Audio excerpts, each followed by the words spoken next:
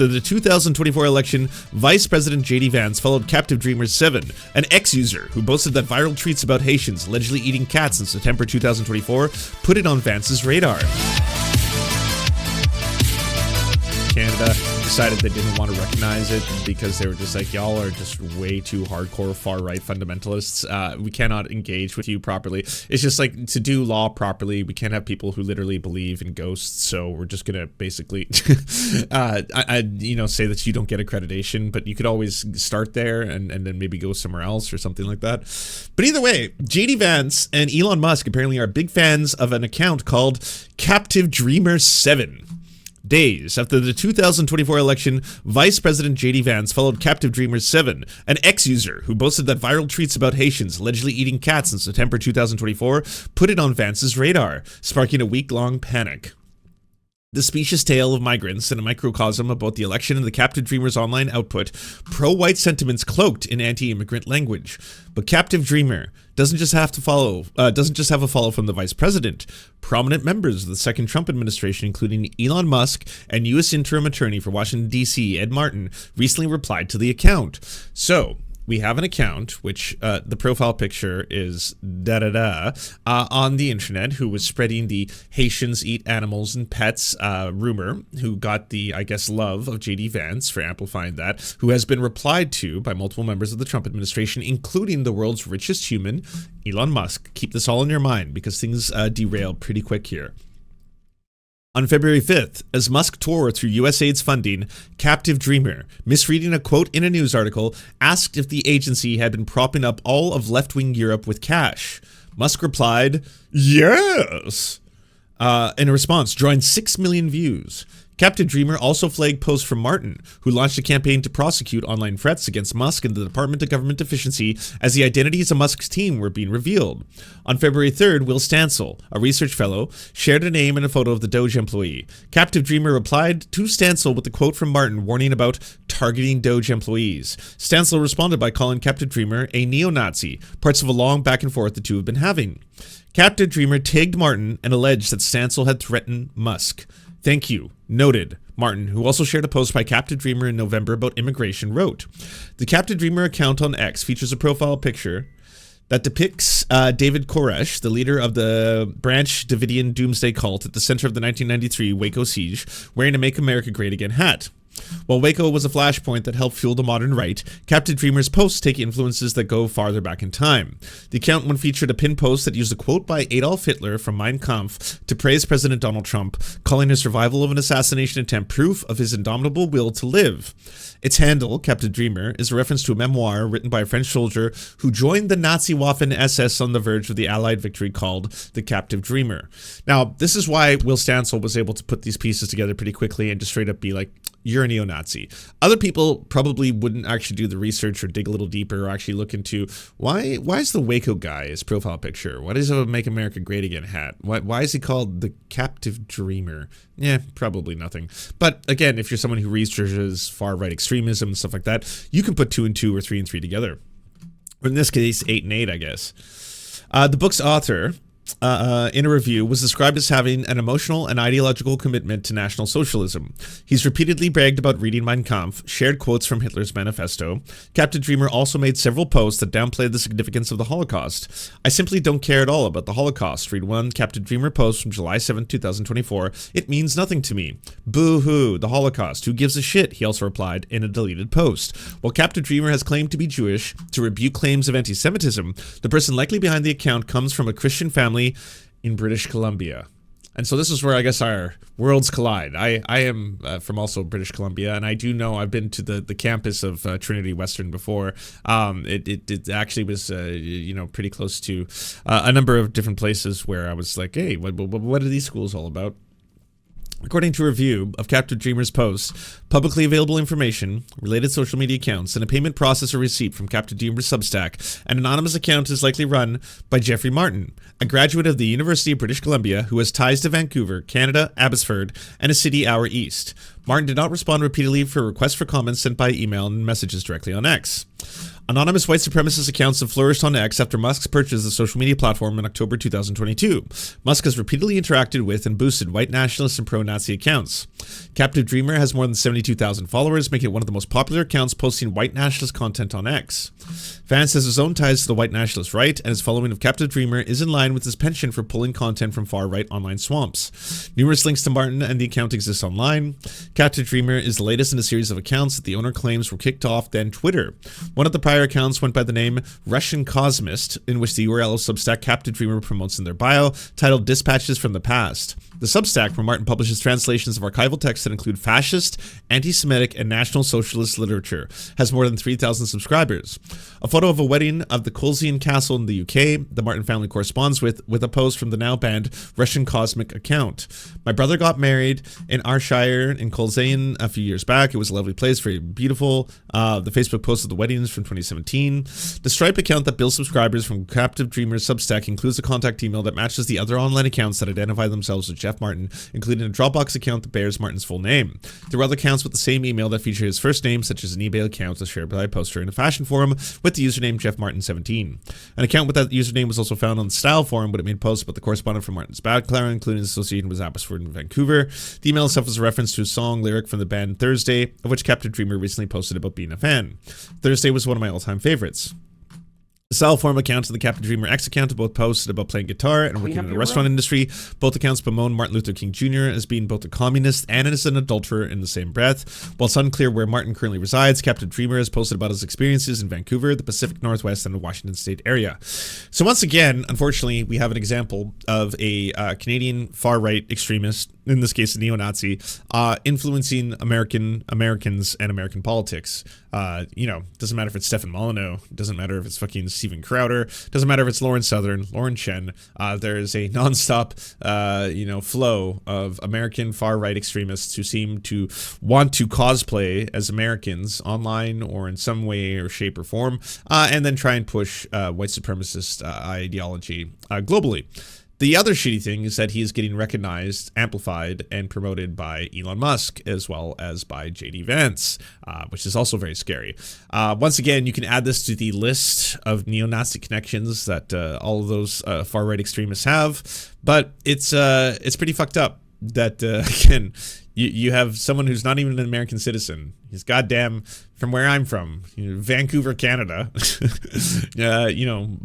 posting images, pretending to be the leader of, the Davidians, Waco, Texas extremists, and getting amplified by the world's richest human, who also seems to be a neo-Nazi white supremacist extremist himself. Last time I was on UBC campus, it was probably 80 to 90% non-white, bleak. He wrote about the alma mater's diversity. He posted about being a Canadian with dual citizenship and shared a photo from the location of the highway from Abbotsford into Vancouver. The Russian Cosmic account, which uses the handle Martin as his display name, also made posts about attending UBC in Abbotsford and about being a dual citizen. Captain Dreamer discussed reading Greek and translating German text, which corresponds with Martin's background, winning an award for Greek translation in 2009 and graduating with a major in classics in 2012. The account has a history of overt racism. In January 2024, Captain Dreamer posted, "Racism doesn't exist. Blacks are just smart enough to fly planes. Just aren't smart enough to fly planes." Sorry. Wonder where he got that idea. In December 2023, Captain Dreamer wrote, "I think it's probably a fact that Arabs are low IQ and are extremely low in impulse control. Deleted posts have a harsher tone." Quote, "I believe in Hitler," reads one deleted Captain Dreamer post from June 14, 2024. Quote, "In National Socialism, in total, N-word death, they win about how I talk. That's because I'm Aryan, confident. I'm not a fucking Mexican, another slur like they are." Captain Dreamer is not the only account linked to Martin that has embraced Aryan identity. An old handle of the account, Stephen George 77, promoted the same Substack of Captain Dreamer, which also featured a picture of Koresh as his profile picture, and made admiring posts about the Bronze Age pervert, the pseudo-anonymous identity of a far-right eugenicist named Kostin Vlad Alamriu, whom Captain Dreamer spoke on a podcast. "I believe in a white future," Stephen George 77 posted, "an Aryan future, a future where my children will make Indian Bronson shine our shoes, where brown people can't secure a line of credit, black people pick cotton, we will win, this is what we fight for." Then the account had just 4,000 followers. On it, the owner repeatedly used racial slurs for Indians and dubbed himself an outright white supremacist. "I am a colonist, I make no effort to hide this, I believe in a worldwide white supremacy." Captain Dreamer, despite its ties to Nazi ideology, is also alleged to have a Jewish identity, to cry victim when then people deny he is Jewish in other posts. When asked about contradictions between this post via X, Captain Dreamer deleted a post describing himself as Anglo-Saxon, but maybe that's more accurate as to who Captain Dreamer is. Martin's father is a Christian pastor who was named president of Trinity Western University. Now this is where shit gets fucked, and why I wish this would make bigger news. This is huge. Trinity Western is not just some random, no one's heard of it university. It is a massive series of universities in Canada that are religious in nature. They have been in the news multiple times, again, for their extreme right-wing beliefs. The requirement for students to have to sign these kind of pledges. I won't engage in premarital sex. I will not engage in homosexuality. I will not engage in sodomy. Like all this weird-ass shit that any other university, would not be required. Like it's one of the reasons I think they don't get the same kind of government grants and exemption and status that other places do, but like it's still profoundly fucked up. But the president of goddamn Trinity Western University, his son is a neo-Nazi who is getting promoted and amplified and interacted with by the vice president of the United States and the world's richest man. This is a big ass story. And this guy is not secretive about his neo-Nazi beliefs, his white supremacy, and his fucking extreme racism. Like, Jesus Christ. This is a huge get, a massive undercover operation that has been exposed. Really good research done by the team who did it. Shout out to Daily Dot. And shout out to Stephen Monticelli, who is the investigative journalist, and Kyle Fallon, the independent researcher who specializes in the far right. A religious school that once asked the students to sign a pact refusing to engage in sexual relations outside of heterosexual marriage. It has repeatedly faced criticism for discriminating against LGBTQ+ community. Captain Dreamer posts similar content, casually calling Minnesota Governor Tim Walz a, quote, homo, and saying that he only sees LGBTQ+ flags at homes that look like crack shacks.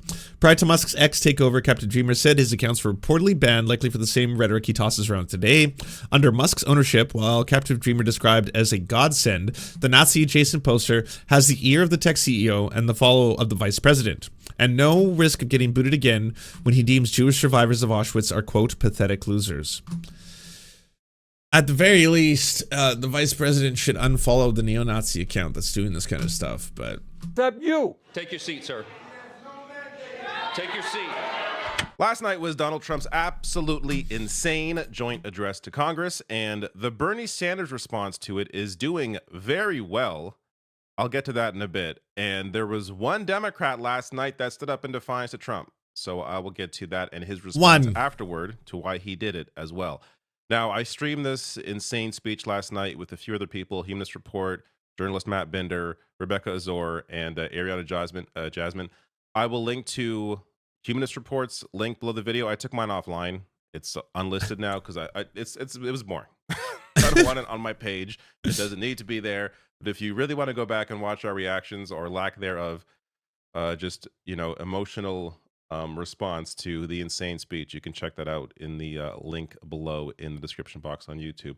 But going into last night, there was this idea that, don't worry, Democrats are going to figure out a way to defy the insanity that is this most recent Trump administration. But leading the charge of the idea that something may happen is Democratic House Minority Leader Hakeem Jeffries. This is the guy that people are relying on for some kind of reaction. I'm trying to figure out what leverage we actually have. What leverage do we have? They control the House, the Senate, and the presidency. It's their government. What leverage do we have? Inspiring words from Minority Leader Hakeem Jeffries there. Now, maybe he got, this was a month ago, maybe he got a big reaction to how ridiculous it is to lay down and do nothing, that he thought this time, all right, you know what? I'm going to stand up for my constituents. I'm going to stand up for human rights, for voters, and we are going to do something to defy Trump, except he cracked down on speech disruptions. That turned out to be true? Are you fucking kidding me? So yesterday, I'm walking Chico, and I'm watching the leftist mafia covering the Trump speech. And so I'm sitting there thinking to myself, this is going to suck. but whatever. It's just going to be a thing. They're going to do this pathetic. Guess what? Some of us wore pink. So defiance, right? Like if you believe that Trump is a fascist, that Hitler too is coming to power, then do you really want to be on the record as having tried to defy him by simply wearing a different colored vest? That was it? That was your protest? That's your fight song right there? That's utterly and completely pathetic. But no, I was proven wrong.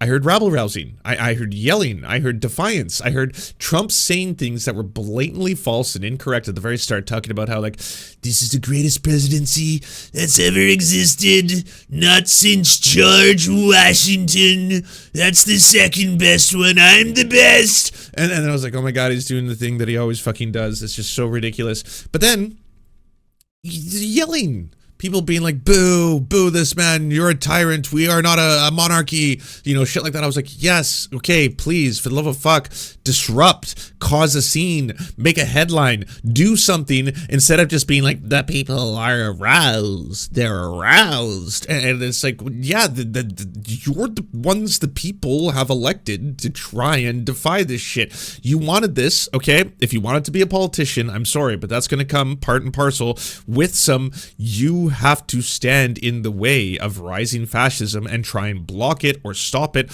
or destroy it in any way, shape, or form. Have you seen what other parliaments or other governments do around the world when shit starts going really bad? Have you seen what South Korea did? Have you seen what's going on in Serbia right now? Have you seen what, like, other fucking, like, they fuck shit up?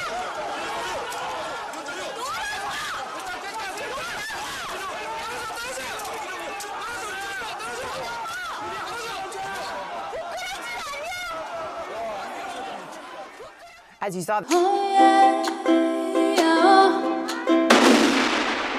Don't let this happen to you. Go to serfscoffee.com to order the only end-to-end owned indigenous coffee company that delivers blood-free, conflict-free, and cruelty-free beans right to your door. 0% of people who drink serfscoffee.com have exploded spontaneously. By ordering right now, you get 10% off plus free shipping, and it's the best way to enjoy delicious coffee while not exploding. That's serfscoffee.com, serfscoffee.com. Thank you so much for watching, everyone. This video wouldn't be at all possible without the financial support of all the people whose names you see on the screen right now. And if you want to unlock secret bonus episodes, content that we can't post anywhere else, or get the videos early before anyone else gets to see them, please go on to patreon.com/theserfs. For as little as $1, you can help support this channel and help make more videos like this possible.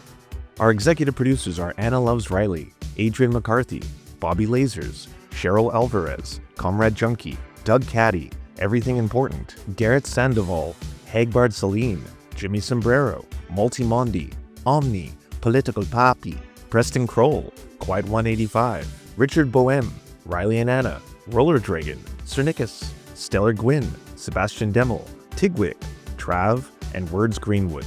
And also, it wouldn't be possible without all the names you see on the screen right now. Again, if you want to help produce this content, it's only made possible through the funding of our patrons. Head on down to patreon.com/theserfs. That's patreon.com/theserfs.